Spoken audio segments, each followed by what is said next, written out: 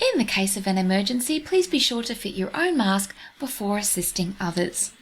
We hear this when we get on an airplane, and the concept is simple. You cannot help others for very long unless you help yourself first.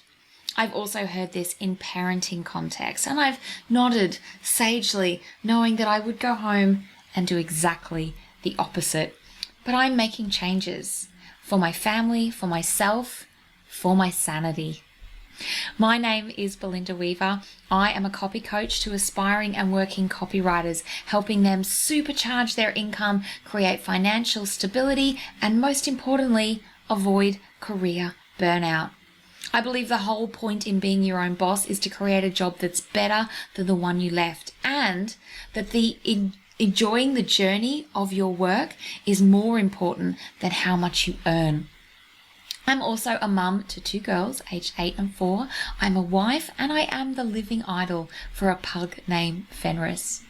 I became a copywriter in 2010 when I left my full-time marketing job for the family-friendly option of freelancing. After building my business for 3 years, I did get pregnant. Baby grenade. That is when I started the friction between my role as ambitious business owner and my role as caregiver. I went from working most of the day, most days of the week, to working in time confetti, from running a 6-figure business to making the equivalent of minimum wage. And to compound the enforced slowdown of having a baby, I became invisible. It's not something that the parenting books really talk about. When you carry an infant, no one really sees you anymore. Now, we moved from Australia to the US when our firstborn was just 10 weeks old, and I went from regularly introducing myself as a business owner at networking events to introducing myself as wife and mum. While I struggled to get as much work done as possible in nap times, my work was rarely asked about in conversation. And during that time, all I could see was how slow I was going compared to previous years and other copywriters. You know, the ones with older kids or no kids. And I'm not going to lie, I resented it. I was also adjusting to my other new role as family manager, the keeper of schedules and appointments, the planner of meals and weekends, and the person who knew when the last nap time was and when the baby had been changed. I wish I could tell you that I sat down with my husband, had a frank and honest conversation, and have been enjoying the equal division of labor since then. But I did not. I am absolutely the product of the socialization of women, not complaining, not making a fuss, and certainly not making other people uncomfortable with my needs. And so I just assumed the second shift, the mental and emotional load, and kept on working on my plate spinning skills. And I know I am not alone in this. Even though women are starting businesses at an electrifying rate, we are also still doing billions of dollars of unpaid work in terms of childcare, family care, and elder care. Like most women, I have operated under the misguided assumption that if I just worked harder, good things would come to me. If I worked longer and I worked more, then someone would notice me and lift me up. Instead of getting help, I got praise. I don't know how you do it all. People would say, you're a superwoman, which, by the way, is one of the most toxic compliments you can give someone.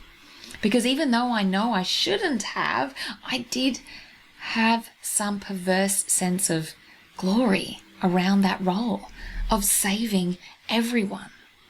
And thanks to the lack of agency in our mother's generation, most women don't like to depend on others. Couple that with our entrepreneurial need to control everything, it can be difficult for people to help us, even though we want it, even though we need it.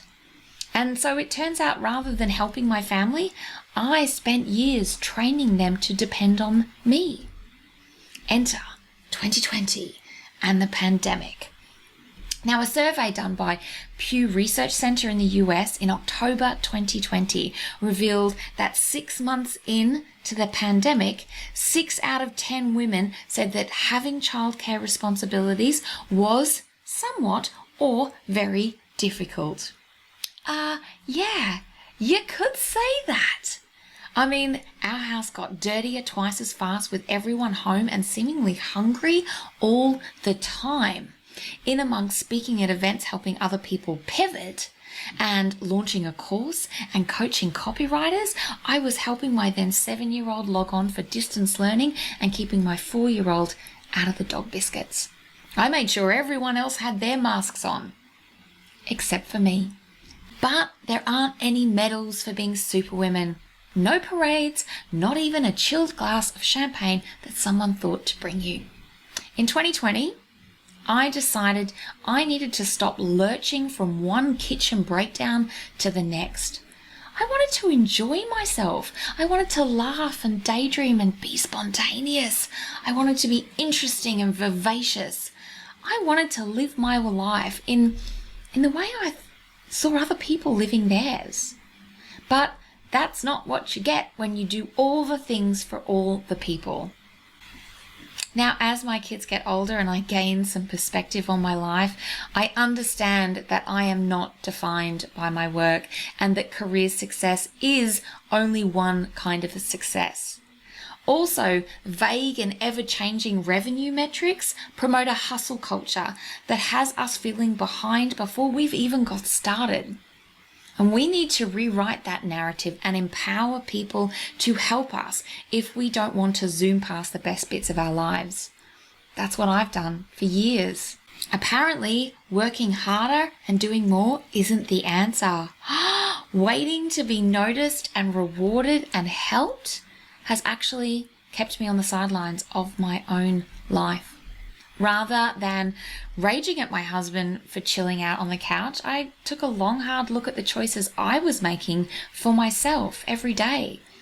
I had to start putting my own mask on first, retraining and empowering my family to play a more active role in our community by not doing everything for them, letting go of the idea that self-care is inherently selfish, and to stop waiting for permission to look after myself.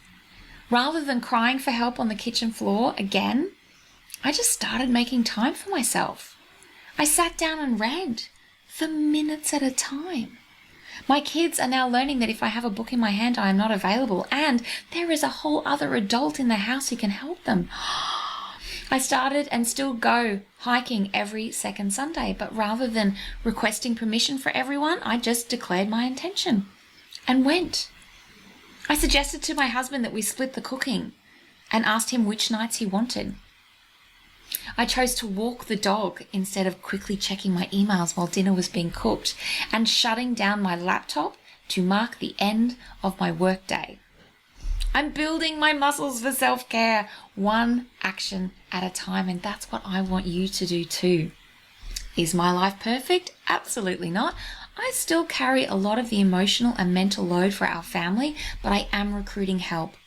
I am assigning tasks and giving my family the chance to help me.